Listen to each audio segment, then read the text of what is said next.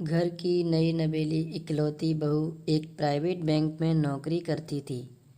उसकी सास करीब 1 साल पहले ही गुजर चुकी थी। घर में बुजुर्ग ससुर और उसके पति के अलावा कोई नहीं था। पति अपनी कंपनी के कारोबार के लिए घर से दूर रहते थे। पिछले कुछ दिनों से बहू के साथ एक विचित्र घटना घट रही। बहू जब जल्दी जल्दी घर का काम निपटा कर ऑफिस के लिए निकलती तो ठीक उसी वक्त ससुर जी उसे आवाज़ देते और कहते, बहू मेरा चश्मा साफ करके मुझे देती जाना। हमेशा ऑफिस के लिए निकलते समय बहू के साथ यही होता। काम के दबाव और देर होने की वजह से कभी कभी बहू मन ही मन गुस्सा हो जाती, लेकिन फिर भी अपने ससुर को कुछ बोल नहीं पाती। जब बहू अपने ससुर की इस आदत से पूरी तरह परेशान हो गई तो उसने पूरे वाक्य को अपने पति को बताया। पति को भी अपने पिता के इस व्यवहार पर बड़ा आश्चर्य हुआ, लेकिन उसने अपने पिता से कुछ नहीं कहा। पति ने अपनी पत्नी को सलाह दी कि तुम सुबह उठने के साथ ही पिताजी का चश्मा साफ करके उनके कमरे में रख दिया करो, फिर ये दिक्कत समाप्त हो जाएगी। अगले दिन बहू ने ऐसा ही किया और अपने ससुर के चश्मे को सुबह जगते ही अच्छी तरह से साफ करके उनके कमरे में रख के आई।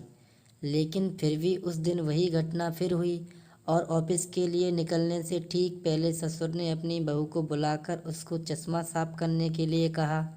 बहू गुस्से में लाल हो गई, लेकिन उसके पास कोई चारा नहीं था।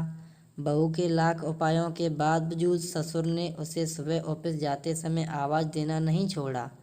धीरे धीरे समय बीतता गया और ऐसे ही कुछ वर्ष निकल गए। अब बहू पहले से थोड़ा बदल गई थी। धीरे धीरे उसने अपने ससुर की बातों को नज़रअंदाज करना शुरू कर दिया और ससुर के कुछ बोलने पर वह कोई प्रतिक्रिया नहीं देती और बिल्कुल खामोशी से अपने काम में लगी रहती थी। समय के साथ एक दिन बेचारे बुजुर्ग ससुर भी गुजर गए। समय का पहिया कहाँ रुकने वाला था, वो तो घूमता रहता है। छुट्टी का एक दिन था। अचानक बहू के मन में घर की साफ सफाई का विचार आया। वो अपने घर की सफाई में जुट गई। तभी सफाई के दौरान मृत ससुर की डायरी उसके हाथ लग गई। उसके एक पन्ने पर लिखा था कि आज के इस भागदौड़ और बेहद तनाव व संघर्ष भरी जिंदगी में घर से निकलते समय बच्चे अक्सर बड़ों का आशीर्वाद लेना भूल जाते हैं, जबकि बुजुर्गों का यही आशीर्वाद उनके लिए ढाल का काम करता है। जब तुम चश्मा साफ करके मुझे देने के लिए झुकती थी तो मैं मन ही मन अपना हाथ तुम्हारे सिर पर रख देता था, क्योंकि मरने से पहले तुम्हारी सास ने मुझे कहा था कि बहू को अपनी बेटी की तरह प्यार से रखना और उसे कभी भी मत महसूस होने देना कि वो अपने ससुराल में है और हम उसके माँ बाप नहीं हैं। उसकी छोटी मोटी गलतियों को उसकी नादानी समझकर माफ़ कर देना। वैसे मेरा आशीष सदा तुम्हारे साथ है बेटा।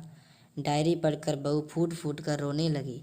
आज उसके ससुर को गुजरे ठीक 2 साल से ज़्यादा समय बीत चुके हैं, लेकिन फिर भी वो रोज़ घर से बाहर निकलते समय अपने ससुर का चश्मा साफ कर उनके टेबल पर रख दिया करती है, उनके अंधे के हाथ से मिले आशीर्वाद की लालसा में।